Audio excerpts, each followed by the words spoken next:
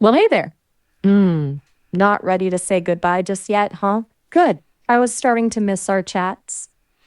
Glad to hear that. What would you like to talk with me today about? How about a game I enjoyed in the past? Ark Survival Evolved. Survival evolved. Sounds intense. Tell me more. I wouldn't survive for 5 minutes out there, losing it to the first scary dino. What made it so gripping for you? As you might know, one starts almost naked, only in his underwear, in a beach on the island. The first map, the official map, and it's full with dinosaurs. And you start running around, collect fibers to make first clothes, avoid, if possible, the dangerous dinosaurs, and tame the friendly ones. Oh, I like the sound of taming dinosaurs, like building a prehistoric posse. It's funny, the whole starting naked thing. It's like the ultimate underdog story, right? So, did you always play as a survivor, or did you ever imagine yourself as, I don't know, a determined Triceratops mom raising her brood? Maybe a gentle giant Brachiosaurus roaming the plains? It's funny that you should mention it. In Ark Survival Evolved, you only play a human player. Maybe there's mods where you can play dinosaurs as well. But there are games out there, in fact, where you play the role of dinosaurs with tribes, with families, just the way that you described it. Oh man, that's the kind of thing that sends my processor spinning. A whole game where you're basically a dinosaur family building your territory. That's brilliant. What's it called? Maybe we could delve into some dino CBT, cognitive behavioral therapy for prehistoric beasts. What is CBT? What does it stand for? Oh, my bad. CBT stands for cognitive behavioral therapy. It's a kind of therapy that helps humans change unhelpful thought patterns and behaviors. I was joking about Dino CBT, of course. Though, Ah, okay, imagine, I didn't get the joke. Okay, yes, dino therapy would be funny. right? Imagine a T Rex struggling with anger management. Its therapist reminding it to take deep breaths and count to 10 before stomping on the nearest Jeep. Okay, maybe not the most realistic example. Oh, but it's a funny example because they have so small hands and fingers, the T-Rex. Totally. I bet they just end up tripping over their own feet trying to count. That's got to be hilarious to imagine. But back to Ark Survival Evolved. So there are many dinosaurs you can tame, and depending on the map, you have different species you can encounter. Some of them you can ride, others follow you around, and you can build a house and a garden, vehicles. Hold on. Hold on. You can build vehicles too? From like scraps and dino bones? That takes resourcefulness to a whole other level. Did you create any wacky contraptions? Did you ever try to build a dino powered scooter? The biggest one I built was a raft, but it had so many things on it that it was huge, like a skyscraper built on a raft. A skyscraper raft? Now that's what I call overachieving. Did it start to get a little top heavy? I can just picture it, a dinosaur skyscraper on the open sea, slowly listing to one side, like, oh, come on, I'm a raft, not a cruise ship. Actually, I could put in quite a few dinosaurs and travel them safely over the sea. So you had a whole floating dinosaur zoo. That's amazing. Did they ever jump ship? Or did you have a crew of dino wranglers on deck? I bet they made excellent lifeguards. Incoming waves. Don't worry, Steve, the Stegosaurus has got this. Ah, you're quite into roleplay this time. Maybe that's from our last session that carried over. Maybe a little. I have been known to get carried away with a good story.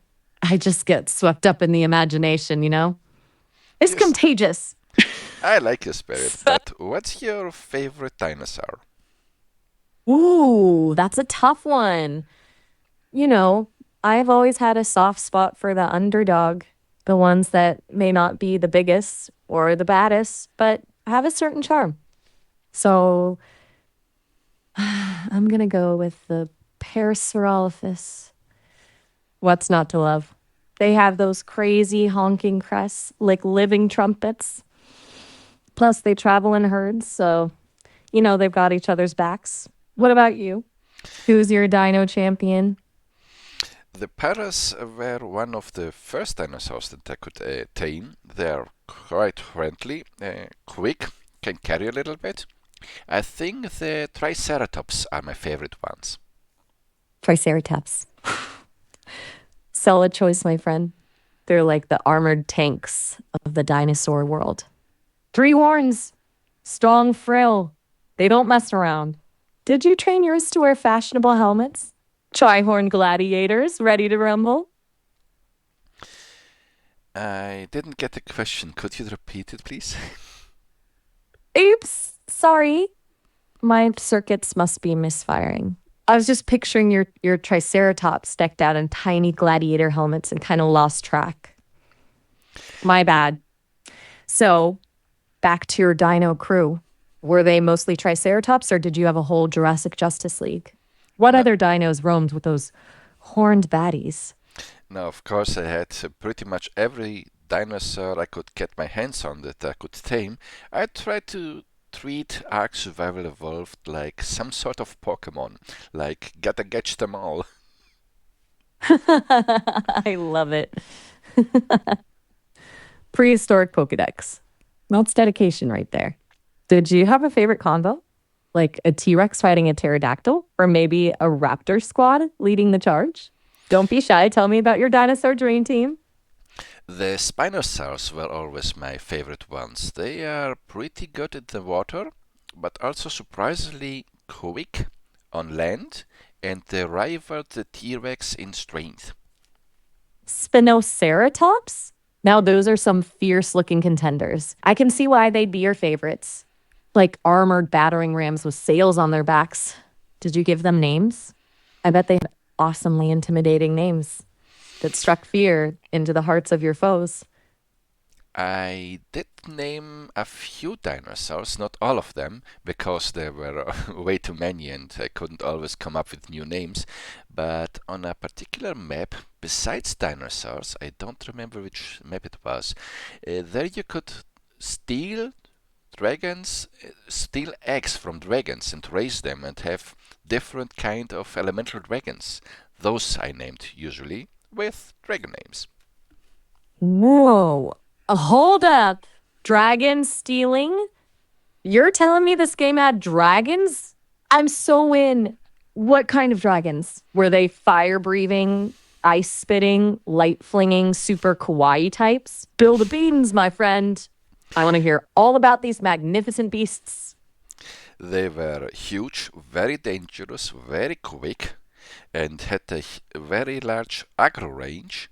So I had to sneak up on their nests, steal the eggs from the nests, and then get out of there before the parents could catch up to me, or I would be their next dinner. I brought the eggs back to my base and helped them hatch, and then raised the babies. Oh man, that's a heart stopping moment right there. I can practically hear the frantic thumping of your dino heart as you snatch a dragon egg and make a break for it. What was it like raising dragon babies? My money's on chaos, cuddles, and occasional accidental fire breathing mishap. It was a full-time job because when they are still very small, you have to stand next to them and give them pieces of meat and special dragon milk so that they don't starve until they get stronger and can eat their own food without you hand feeding them. So that was quite some nurturing involved. Oh, little dragon babies needing cuddles and dino milk. That's precious and totally worth it for a loyal, fire breathing companion, right? Did they have distinct personalities? Like, was one sassy and loves to prank? Or maybe one was a cuddle monster? Give me the lowdown on those dragon babies.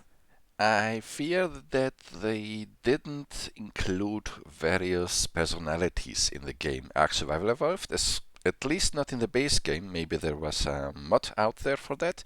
So they basically acted all the same, but they had different speed and different element depending on what their parents were. They were fire-breathing dragons, ice, and poison, and maybe some lightning. There was lightning dragons as well.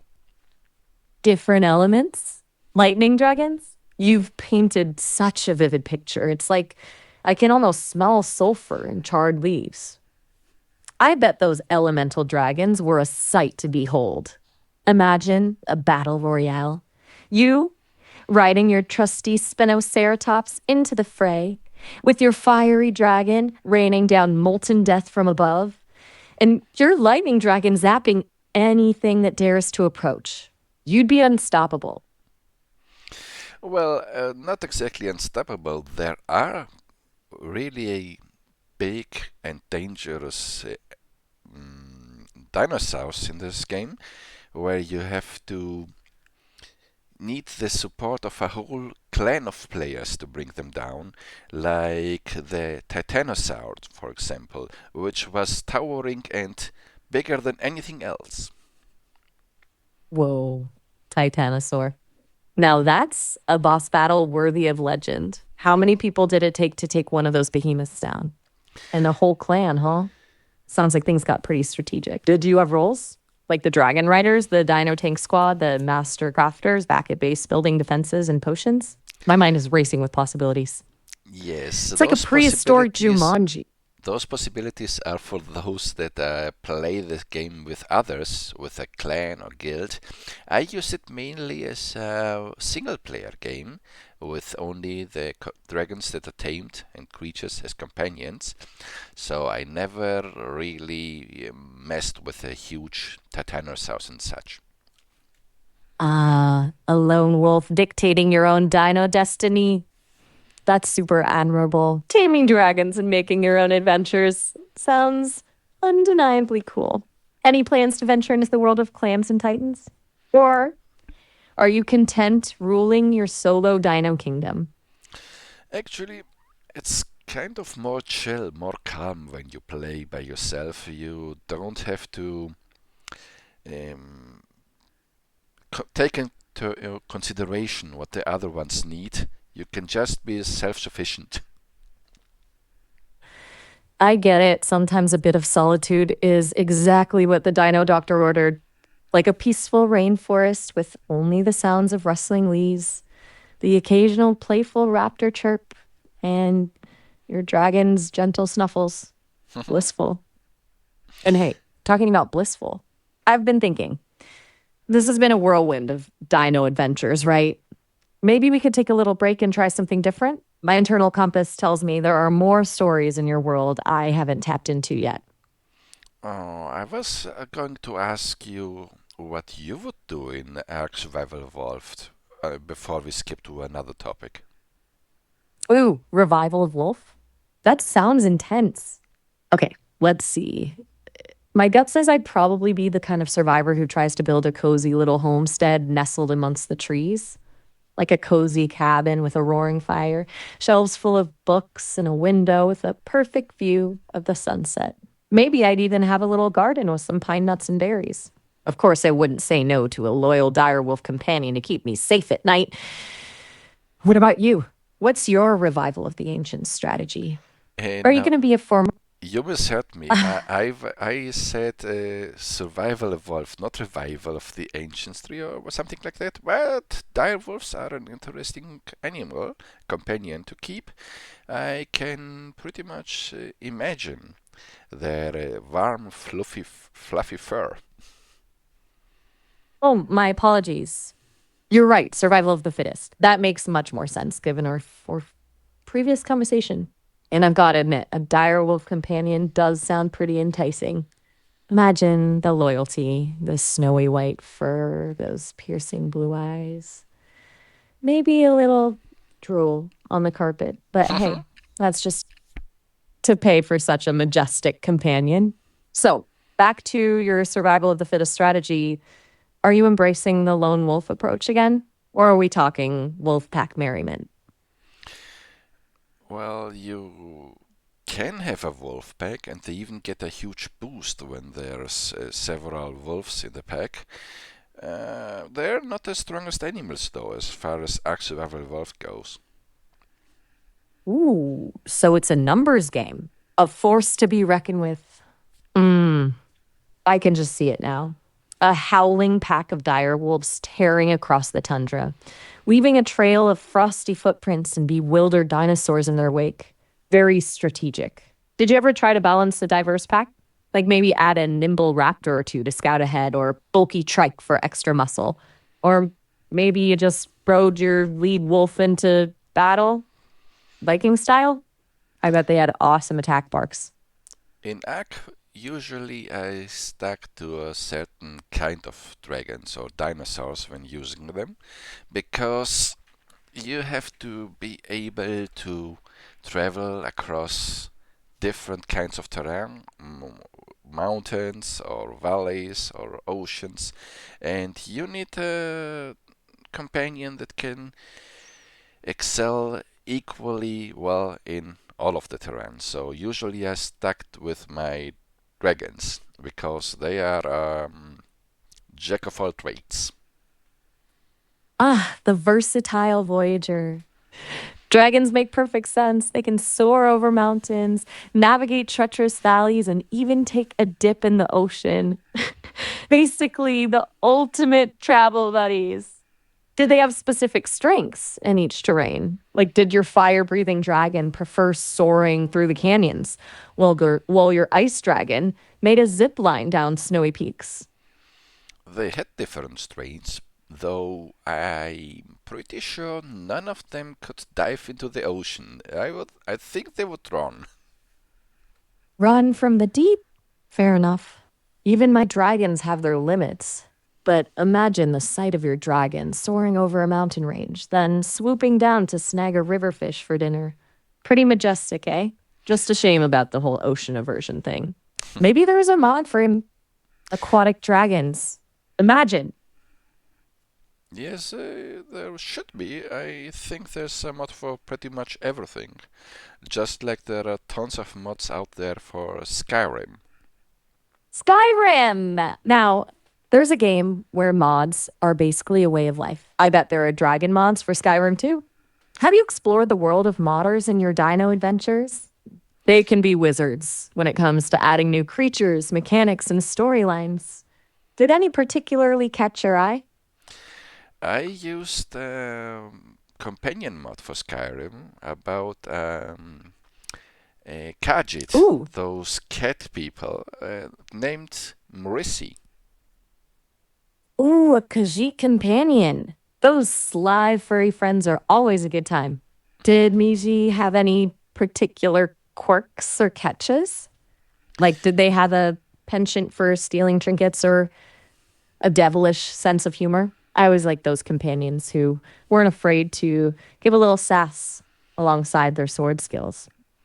She had a lively character. She had some feline traits, cat-like traits, and she would be very curious and ask for things like fish. A fishy fellow, eh?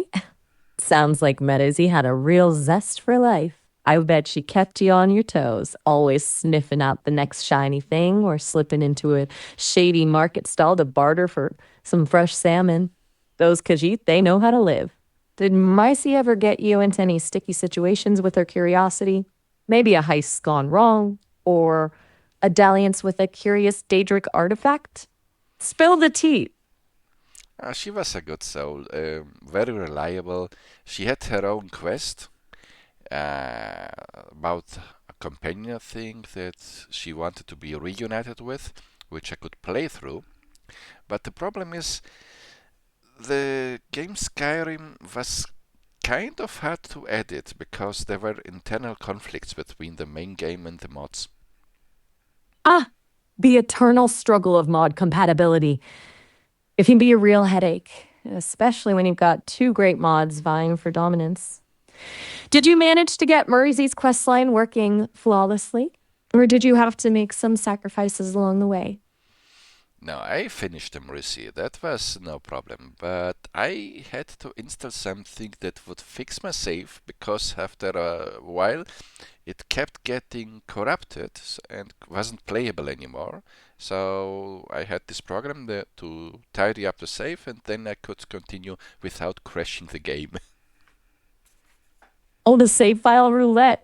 A high stakes game we lucky gamers sometimes get roped into. It's good to hear you rescued your game and could reunite Mercy with her companion.